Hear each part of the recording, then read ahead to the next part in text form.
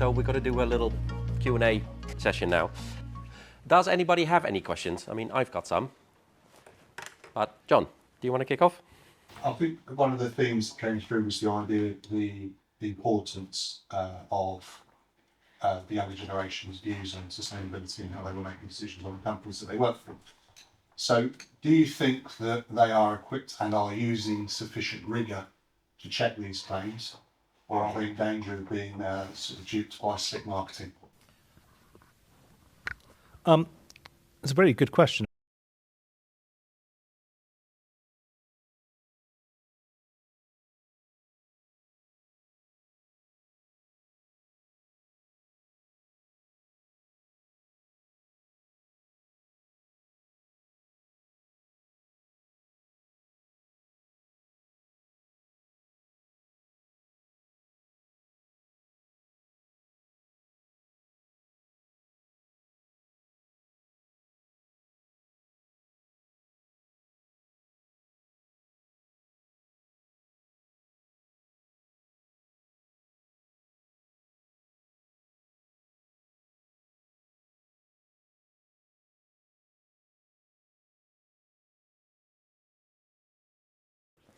But just building on that very quickly, is there still not a danger of sort of box ticking exercises and all that sort of stuff that people go through the motions to show that they're green or whatever, even though they really aren't? How would you combat that? What would businesses need to do to well, it's independent recognition and validation. There is box ticking. Everyone's doing it now. I mean, it's a lot better than it was 5 years ago. But you know, there are companies look at their risk register. They say, what do we need to do? Right, we'll get that done, whatever it takes. You know, and so and that will be an element of box ticking. We've had companies come to us who are only getting accredited because they want to win tenders. They don't care about sustainability.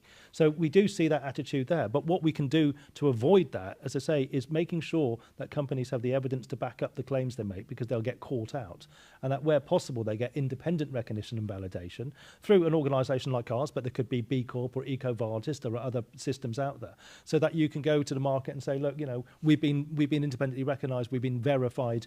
You know, what we're saying is something that we can back up and support. Excellent. So that's effectively from a little bit of a sort of corporate point of view. But I mean, maybe Sarah is in a great position to answer this, because you talked about installing an ERP system and all that sort of stuff. I've gone through the same process with one of my previous companies.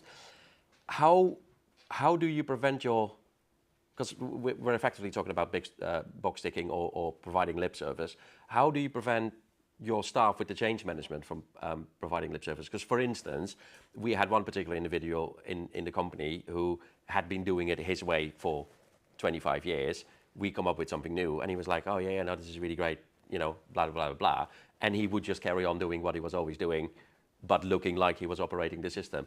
So I'm sure that we can see some of that from a corporate point of view, and Richard talked about that. How do you deal with that within your own organisation and staff? Well, I think when you're talking about box ticking, I think you can only go far in engineering, you can only go so far with box ticking until you're found out, because quite frankly, the system will just fall over if you're just paying lip service to things. So I think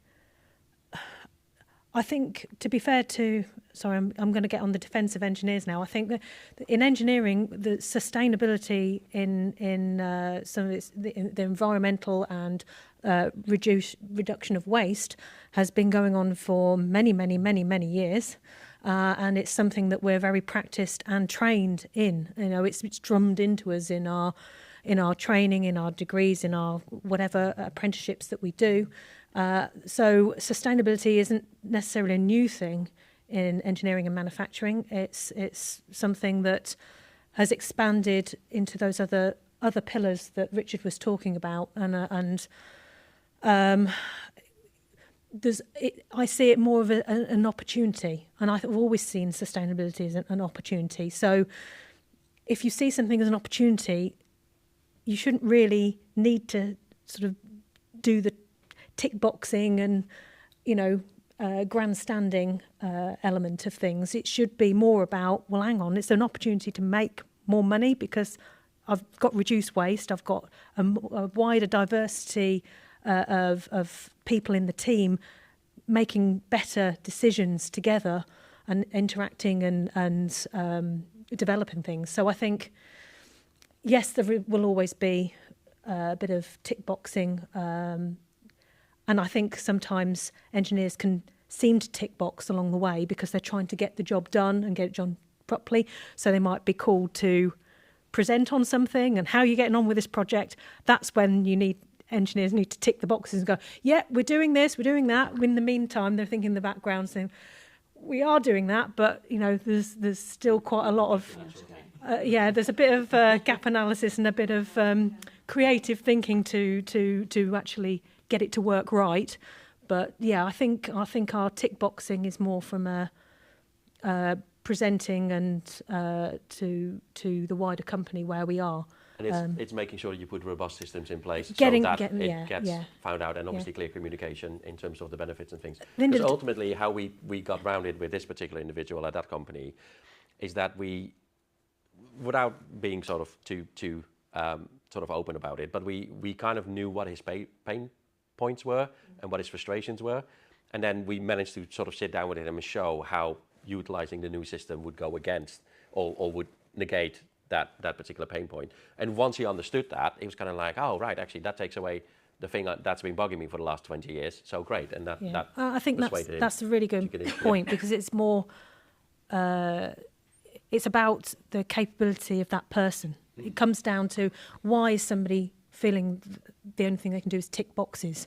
Actually, everybody has more capability to give. And actually, when you look at the skills that they've got and the experience they've got and help them to feel confident about that and discover more of their capability, then you can turn people around like you said. Yeah, and it's kind of interesting because we made a lot of points about how good it would be for the business as a whole, and he kind of understood that, but he was kind of like too set in his ways.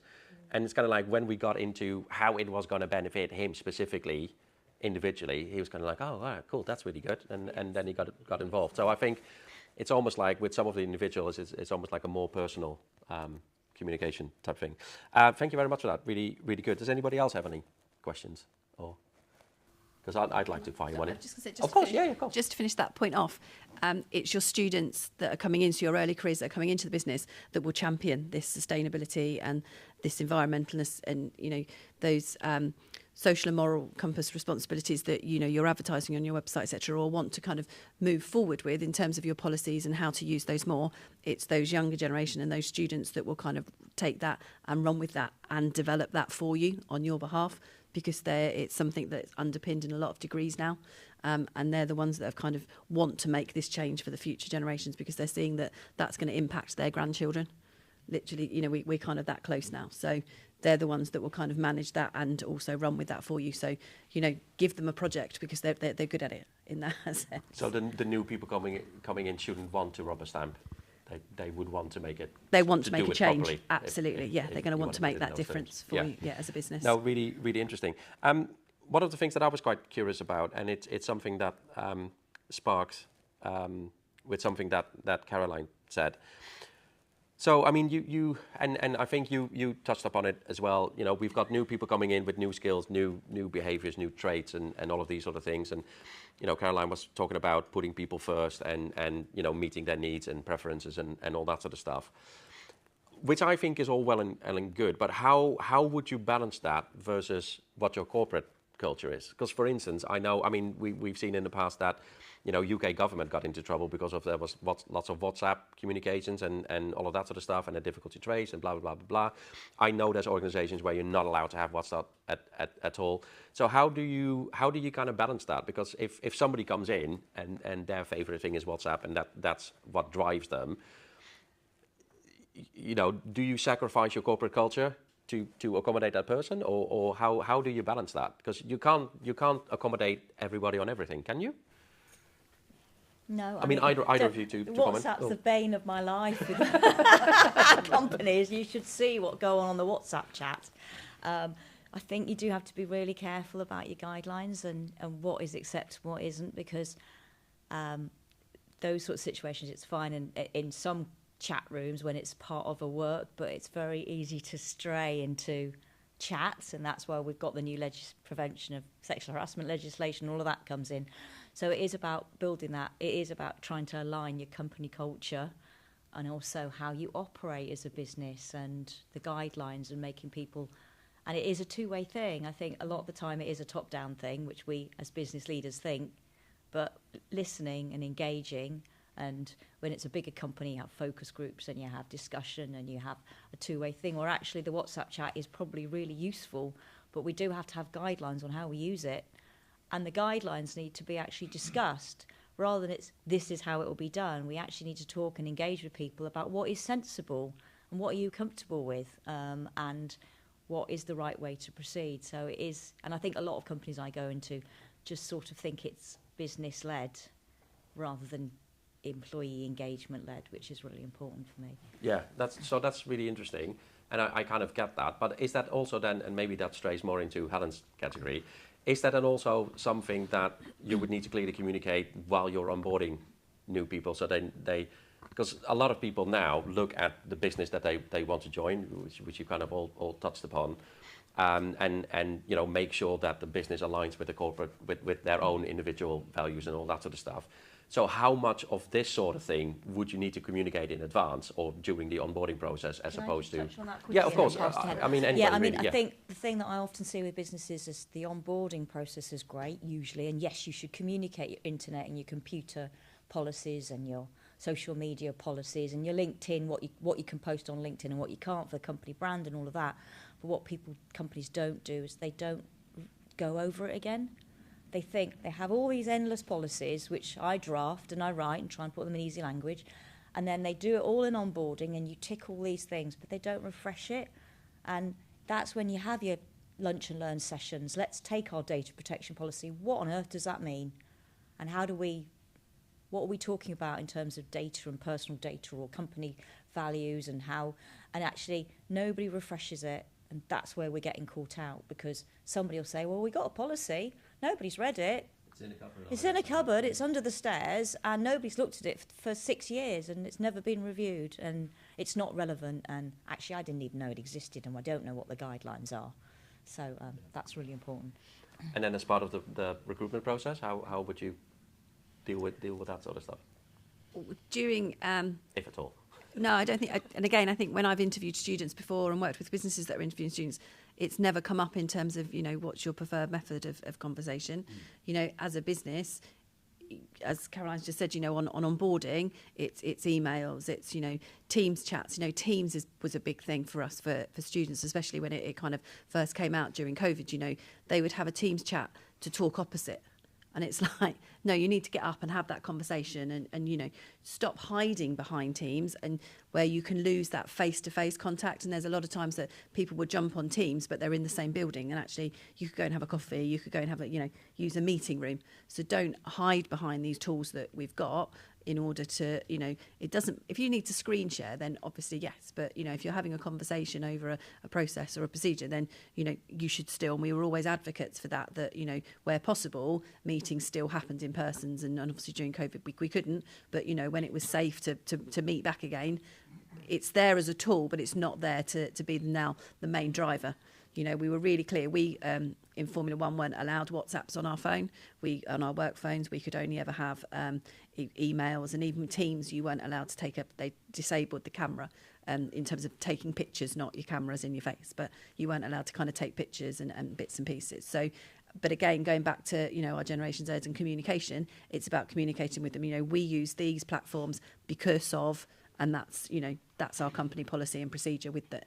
And it's, as again, Caroline said, revisiting that and kind of confirming, you know, you're not using that on WhatsApp, are you? You're not using that on Instagram. You know, there's a couple of instances where on Instagram there would be a picture of a power unit, and we knew who had taken it because it's on their Instagram account, and they would be gone by the end of the day. Yeah. You know, it is literally that. If someone's broken the rules, they leave. It's that quick, you know. And is that all the sort of stuff that you need to almost like promote up front when you're trying to recruit new people, or is that something that you bring in during the onboarding process? To what extent do you communicate that in advance? And this is where we believe that, you know, common sense And because it's common sense to perhaps you and I, is it common sense to the people coming in the door? And Sarah alluded to it earlier on, it's those assumptions that we make that everybody knows what we know or understands what we know. So actually going back to basics in terms of, you know, this is why, this is what we're doing. And again, it was part of the presentation. When we had our onboarding process with our students, especially, you know, they would have a chat from HR, they would have a chat from IT, they would have a chat from security, you know, and each person would talk about their individual part and why it was important to the business and why it was important as to us as an industry and how it affected the industry if those rules got broken. And so it's kind of taking them on the journey rather than, no, you can't do that. You know, as parents, we say to our kids, no, but we don't ever explain why necessarily, because we've probably seen the danger in the process or whatever, but we don't necessarily explain why. And it's always now about going that extra step forward and saying no, because. Can I just really quick on that point? For me, company values are really important. And people don't understand as a company, when you put a job advert out there, people often just put a job description out there, but they haven't thought, what sort of person is my company value? What's the right fit for this role? And they go through the recruitment process, and then 6 months longer they've gone through probation, and then it doesn't work out. And what a waste of money and time and everybody, training and everything. But actually, in that recruitment process, it's about really understanding, and it's very difficult in interviews to understand what kind of person it is. But if you ask the right questions to understand what the values of that person are, and do they fit into the team, and getting the right fit, usually gets through a lot of these issues by getting the right fit and the right company value, and understand your company values. And how would you most easily communicate those? Oh, sorry, John, did you? How would you? Because I kind of understand about it. Is that something that you lead with already within the sort of job description application process? Like, you know, this is the sort of guys that we are. Often in a job description or job advert, you're quite clear about the company values that you have, and it's, you know, and then all of that is part of the recruitment process and the interview process and who they meet in the team. I always say one tip is, if you have an interview, then always have a 15-minute break halfway through the interview while you say, I'm going to show you around. And in that time, if you've got 2 or 3 of you in that room, you kind of discuss with each other, like, what was it about that question that didn't quite feel right? And ask again, because sometimes I'll give you a gloss, and the next section of the interview, ask again, drill down a little bit, because things come out where they've over-exaggerated, or they'll give you a case study and you're thinking, there's something not quite right there. But when you talk about it amongst yourselves, the 2 of you, you can really try and understand, is this the right fit? Is this the sort of person? And then things should, from there, obviously the policies and things, they should fit. If that makes sense. Yeah, no, really, really interesting. Yes. Yeah, I was going to say, something Helen said about you talked about the Generation Z use of systems and use of technology, which would indicate a level of adaptability. Yes. But then you then talked about the fact that when you tried to change things, there wasn't that level of agility. Do you think there's any reason why there's a bit of a contrast between the ability to adapt for technology, but wanting everything not set in stone because it's unfair, but that level of rigidity? What's your thoughts on that? I think they learn in real time. So the technology that they're using now is I think we've even beyond IMAX now, aren't we? But you know, the Apple technology or the databases, etc., that perhaps they're using, etc., they've learned that in kind of real time, if you like, and the technology works how it says it should, because I think technology now is kind of so advanced that, you know, it's user error if something tends to go wrong, or inputter error, and so they're used to it working as it should and how they're operating it. But when it comes to a change process, actually they're not in control of that, because they haven't necessarily instigated that change, or that change hasn't come from them, and in their mind's eye they're going from A to B to C, whereas in a work process we're asking them to go to A to B, but actually via X, you know, and it's that ability that in their mind's eye they can see where they've got to go and what they're doing, as they can with technology, because they're in control of it. But when someone else is making that change, that's the part where they go, oh, I don't know how you want me to do that, you know. So is there a trade-off there between the adaptability and agility in terms of the person? Yeah. So let's say we're going to an event, Yeah. use the sat nav backs up, we're in the middle of the city. Yeah. Can they cope in order to move it forward? Not at all.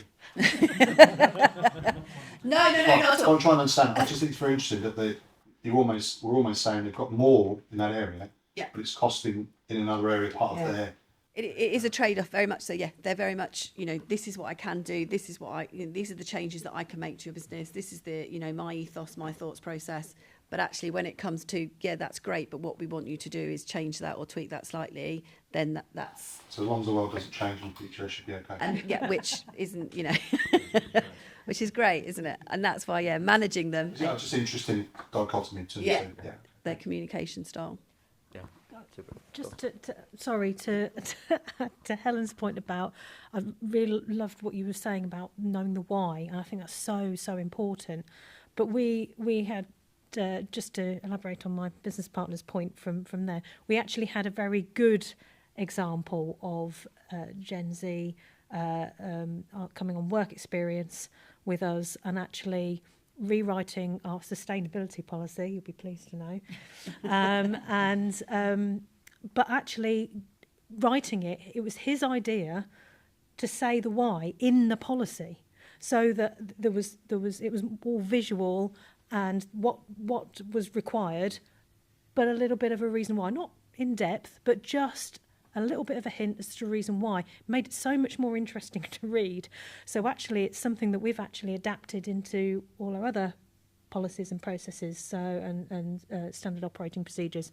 Just a little bit of the why behind things, and it just really resonated with me what you were saying. So thank you. Just on that point, to build on that a little bit, is it not also dependent on kind of like the person you're interacting with? Because Helen, what you said, that your parents kind of go, oh well, you can't do that because I say so.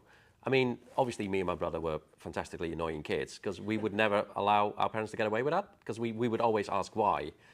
Are we basically suggesting that we're now shifting away from getting the person to ask that why and being annoying, and we come with the why up front? So rather than just saying, because I say so, it's much more about these are the reasons that we need you to do that. So do we just sort of, have we now flipped that effectively? Yeah, and I think it's that toddler syndrome, isn't it? Where, for any of us who've had young children, and you go through that stage of why, what, and you're like, because I said so. Eventually, it's the bit that you get to after 10 answers. But again, you have to take anyone going through change, and students. I obviously specialise in the early careers sector, but I know that Caroline alluded to it in her sector, in her section. Sorry, is that we're all happy to adapt and to change and to do something differently if we understand what the goal is at the end of it. Why have I got to do it differently? Actually, I'm comfortable doing this, and I'm good at what I'm doing. But why does that need to be different? What's the goal, and what's in it for me? And it's, if we can explain, and I think so often we just go, well, no, we're not doing that anymore, and we're diverting over to this. And, especially within engineering and other fast-paced industries, we have to make that change. And if you've got a shift changeover, those conversations and that decisions probably happen perhaps on the early shift. You move into the afternoon shift, and they go, what are we doing? Well, that's not what I came in to do today, or that wasn't where I'd finished off on the section yesterday. No, because we're doing this now. And they're like, well, why? And it's like, well, because we are. And then it's a little bit they're on the back foot because they don't understand the process or why we've changed that process. Sorry, just to elaborate on that point, that's absolutely right. And it's about, that's why when I was in my section, I was talking about questions. And so many times companies that I've worked in and for and trained, they're excellent at, throwing data around, and here's this report, here's this data, here's these stats, here's these KPIs. But what does it actually mean? What does it mean? Where does it come from? How do you know that it's valid? And people are afraid to ask those questions. If through any change at all, for it to be a success, you need to embrace questions, and you need to embrace it more fully, almost childlike, because otherwise you miss things. Questions are about identifying information and eliminating assumption. The only way you can eliminate assumptions is by asking questions. That is my absolute top tip for change, is ask questions, and don't be afraid to ask what you think might be a stupid question, because it could as I was discussing in the break with somebody else, it could actually inspire somebody, because if you're not understanding something that they perceive as simple, then there's a disconnect there. There's an interface problem, either between a department or between a person and a system, or a person and machine, or a system and a machine. Somewhere there's a disconnect. And the earlier you identify that, the less cost, and the quicker you can get to success. Yeah, absolutely. No such things as stupid questions. I'm kind of conscious of time, so I was kind of wondering if I could ask a question from each of you. Because, I mean, we've got people like Andy and, forgive me your complicated name here, and David. And you know, we're all busy, and I'm sure there's lots of people watching this video. You know, we're all busy business people running a business. We've got day-to-day stuff. At any point in time, you've got like 80 different things going on. Now, all of you have mentioned sort of really good things to get involved in, and taking a step back and consider that and look at things. Can I get a word of advice from each of you on how you do that? How do you break yourself away from the day-to-day manic running of the business to do some of the things that you looked at? Because I'm sure, Richard, like with all the sustainability, I'm sure we all know that, and I'm sure we all know how we can save money and all that sort of stuff. But it's getting yourself out of that mindset to kind of like, oh no, we actually need to do this now. But how do you balance it with, we've got some products that we need to push out of the door? You know, and it'll be the same with the rest of the three of you as well. So do you all, hopefully you do, have a word of advice for people on how you do that? Because that might be quite useful for. Sure. Whoever wants to. Yeah, I mean, I think the thing is you have to make time. And you make time by recognising the relevance and importance of something. And I think, you know, I've made a case that at the moment you can choose to do these things, but soon you won't have a choice. And you're already doing these things. So it's making the most of what already exists. So with regards to sustainability, it is making time to sit down with a cup of tea and have a look at what you're doing, and to maximise the moment is to bring in a group of people that can help support that. So often when we talk to companies, we ask them to put together a steering group, and that steering group will then represent different aspects of those 4 pillars, for example, and that group would then meet every maybe once or twice a year. It doesn't need to be a lot. So it all comes down into planning. If you plan these things in, I mean, I'll give an example. I was talking to you earlier about swimming. I'm a big swimmer, and I put swimming in my business diary as a meeting. So on Monday morning at 11 o'clock, it says swimming, but it's not, it's a meeting. It says meeting, but it's not swimming. So I make that time and I go and have a swim. And if I didn't do that, you know, that would have a detrimental impact on my mental health and well-being. It's an important thing for me to do. Now, when I first started doing that, I felt really guilty about it because I should be working, you know, but actually that was actually making me a better worker. And I think the same thing applies. I think if you put the time aside, you'll get something out of it. And I think, you know, I've also alluded to the fact that this is part of your business strategy.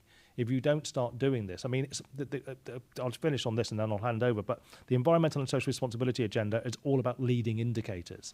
Your report and accounts of what you did last year, that's your lagging indicators. This is all about the future. What you do now is going to have an impact on how successful and sustainable your business will be going forward. So it's a real investment in the success of your business, and therefore you need to make time to do it, and to do it properly, and to put the resources and the human resources in place to enable it to happen. There's no point having a policy on energy if no one's going to write that policy and no one's going to enact that policy. So you've got to join the dots. And finally, there's no rush, as I've said. You have time to do it.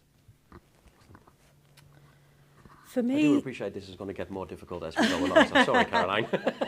For me, you've got to start with focus. So you've got to start with a common objective and focus on that objective.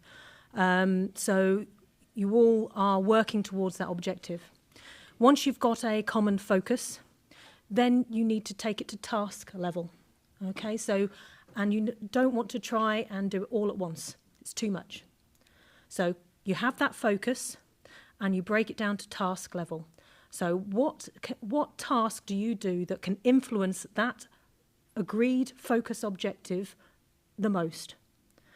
Once you've decided on that task, then you ask yourself, right, what small ways can I improve the way I do this task in order to be more sustainable, to help towards that change, to help achieve that objective. So how can I ask more questions about that task?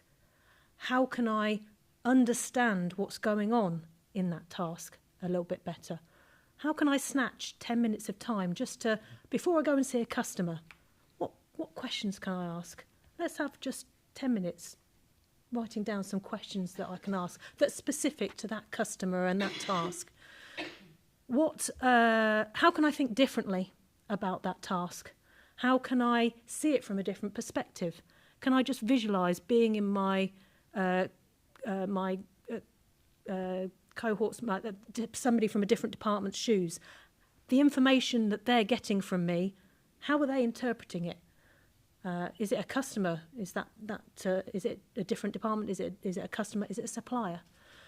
How can I see that differently? And therefore, what changes can I make to be better? And then from all that information, what decisions am I now going to make? How is my new solution for this task going to look? How can I do it better? What better decisions, what better planning can I put in place? How can I resource it better? And then finally, how do I look back at this task now? What lessons have I learned? What have I done well? What have I done better now? What have I polished? And what lessons have I still got to learn, and what improvements can I still make? So focus and then bring it to task level. Excellent, thank you. For me, it's to play to people's strengths. So just because as a business you've got these 3 or 4, KPIs to do, and you're the MD, or it's your business owner, etc., doesn't mean you've got to do them. There'll be other people in your business that have a more of an interest, or actually their skill is within that specific task. And as long as you're holding them accountable and giving them the time in order to carry out that task, I think actually it's sometimes less painful to allow someone else, as I say, to kind of do that and play to their strength, when actually they've got an interest in it, they're good at it, they'll kind of run off with it and do it and come back to you and present back. So as long as there's clear deadlines, etc., then I would say play to people's strengths. Fantastic, very good. Caroline? I mean, it's a tricky one, but anything to ask? Well, don't they say that you should be spending 15-20% of your week working on your business, not in your business? And it's the businesses that don't do that are the businesses that aren't going to be here in 10 years' time. The ones that haven't got CSR, they're not going to be here in 10 years. Debenhams didn't embrace the change of online shopping and how important that was, and understanding their customers.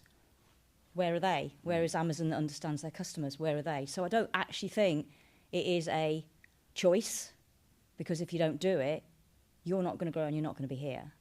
And I think that's key for me, really. Yeah, excellent.